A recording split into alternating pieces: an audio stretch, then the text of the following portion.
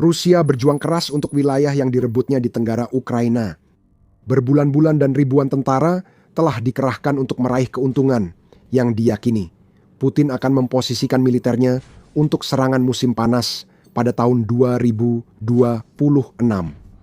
Putin salah. Ukraina membalikkan semuanya. Ukraina berhasil merebut kembali wilayah mereka dan garis depan tenggara Putin runtuh dalam sebulan. Kemenangan ini akan dipelajari selama 100 tahun. Kita juga akan membahas alasan Ukraina memilih waktu ini untuk serangan balasan. Sebelum mulai, berikut angka utamanya. 400 km persegi atau sekitar 154 mil persegi berhasil direbut kembali oleh Ukraina dalam waktu sekitar 1 bulan. Itu menurut Panglima Militer Ukraina Oleksandr Syrskyi yang mengatakan bahwa Ukraina telah merebut kembali wilayah seluas ini bersama dengan 8 pemukiman dari Rusia sejak Januari. Syrskyi menyampaikan klaim ini pada 23 Februari, menyiratkan bahwa pembebasan wilayah lain mungkin akan menyusul. Semua keberhasilan ini dicapai oleh unit lintas udara Ukraina yang beroperasi bersama unit-unit lain di sekitarnya, yang kurang lebih berarti Ukraina menggunakan drone untuk menghancurkan pasukan invasi Rusia, kemudian diikuti oleh unit infanteri dan mekanis untuk membersihkan sisa-sisa pasukan lawan. Ini adalah langkah yang kuat dari Ukraina. Hal ini penting baik karena lokasinya maupun karena luas wilayah yang berhasil dibebaskan Ukraina. The Kiev Independent melaporkan bahwa sebagian besar upaya Ukraina tahun 2026 melawan Rusia terjadi di arah Oleksandrivka. Bagi orang awam, desa kecil dengan penduduk kurang dari 4.000 orang saat Putin melancarkan invasi ini mungkin tampak tak penting, padahal tidak demikian. Oleksandrivka adalah desa yang unik karena terletak di pertemuan 3 oblast terpenting Ukraina, yaitu Donetsk, Zaporizhia, dan Dnipropetrovsk. Rusia telah menyerang ketiga oblast itu sepanjang invasi dan merencanakan aksi besar di 2 oblast terakhir pada 2026. Setidaknya, itu rencananya.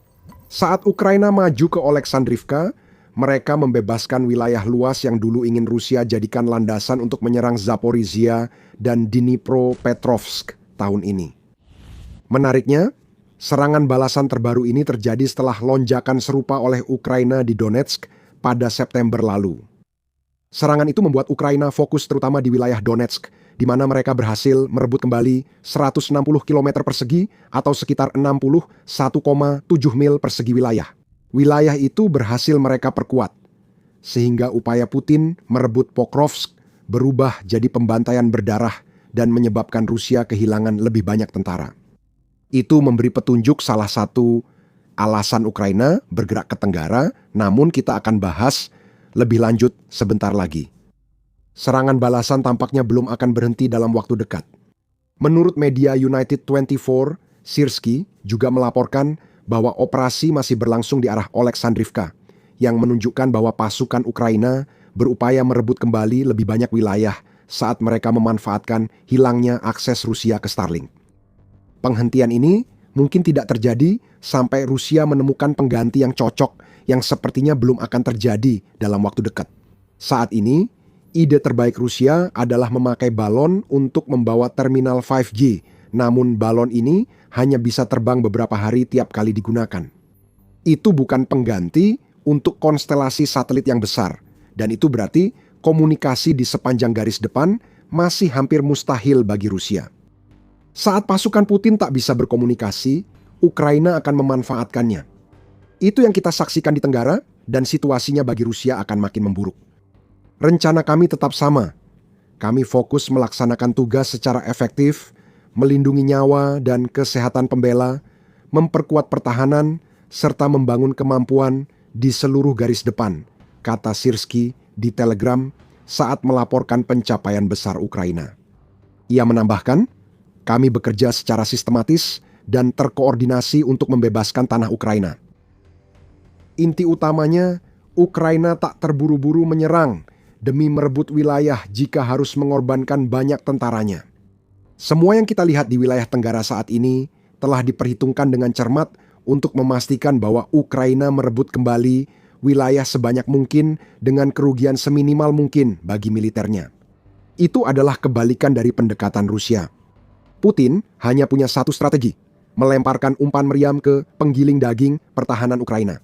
Itulah sebabnya Rusia telah kehilangan 65.000 tentara yang tewas atau terluka hanya pada tahun 2026, kata Sekretaris Jenderal NATO Mark Rutte di Konferensi Keamanan Munich pada pertengahan Februari. Jika Rusia terus seperti ini, mereka bisa kehilangan sekitar 390.000 tentara pada akhir tahun, dan itu pun angka optimis. Ketika kami mengatakan kepada Anda bahwa Rusia telah berdarah-darah untuk wilayah yang telah dibebaskan Ukraina selama sebulan terakhir, inilah yang kami maksud.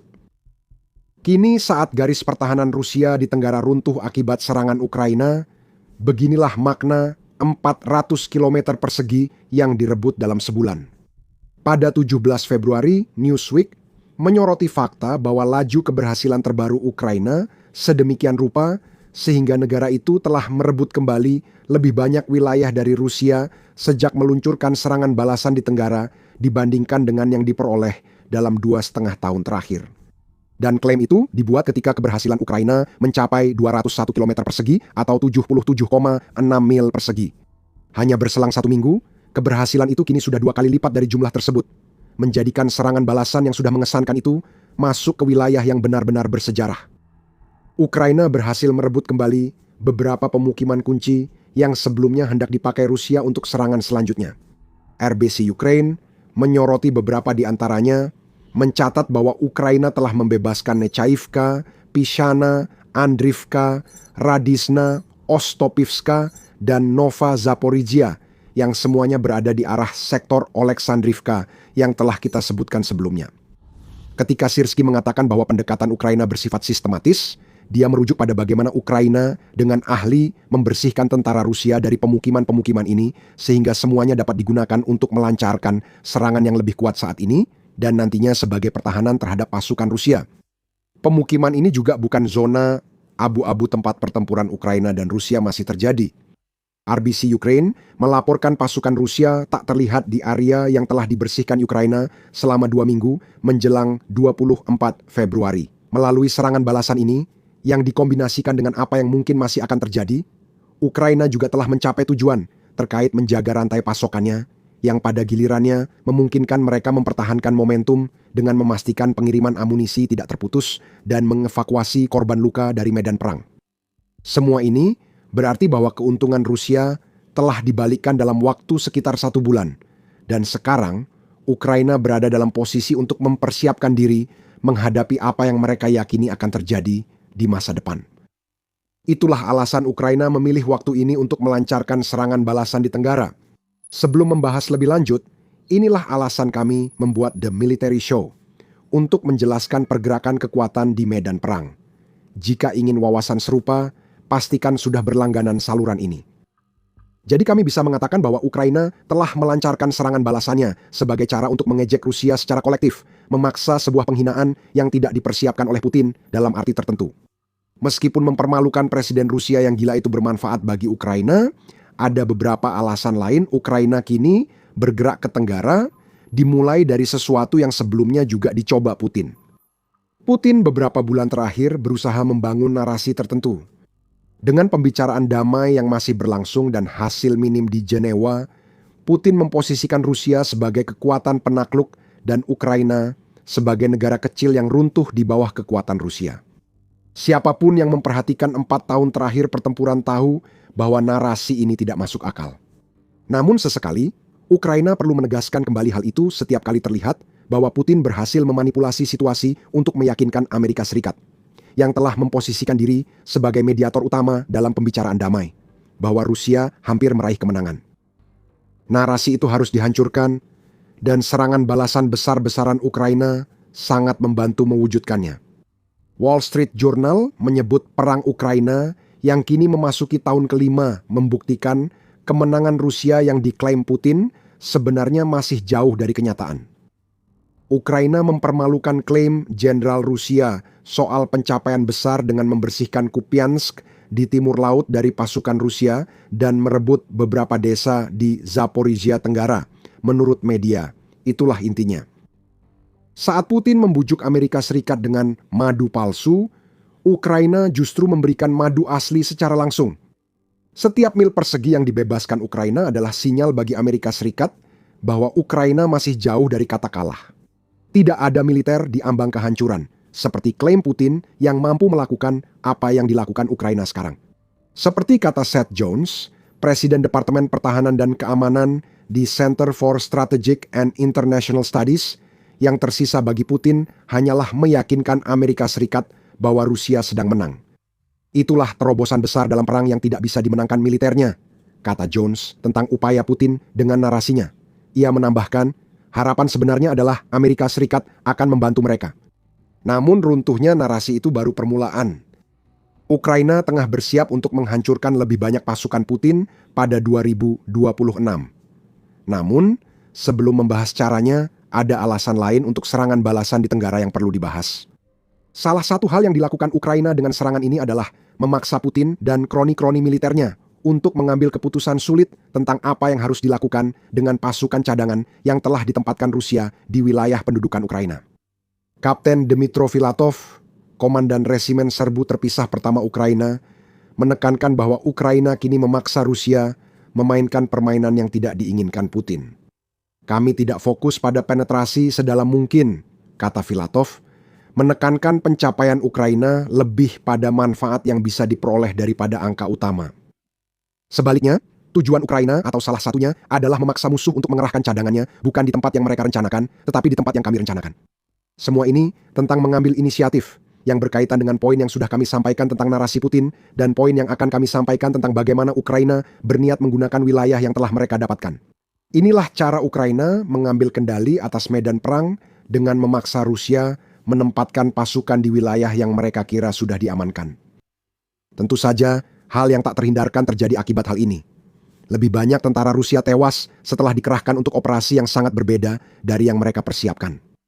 Ini menguras cadangan Rusia saat Putin tidak menginginkannya, melemahkan serangan dan pertahanan Rusia di tempat lain, sehingga menciptakan lebih banyak peluang bagi Ukraina. Putin telah diperingatkan bahwa hal ini akan terjadi. Januari lalu, Syrskyi mengumumkan Ukraina akan melakukan operasi ofensif baru pada 2026. UA Wire melaporkan bahwa Panglima Militer Ukraina menyatakan, oleh karena itu, kami akan melakukan operasi pertahanan strategis. Pada saat yang sama, kami memahami bahwa kita tidak bisa menang hanya dengan bertahan saja.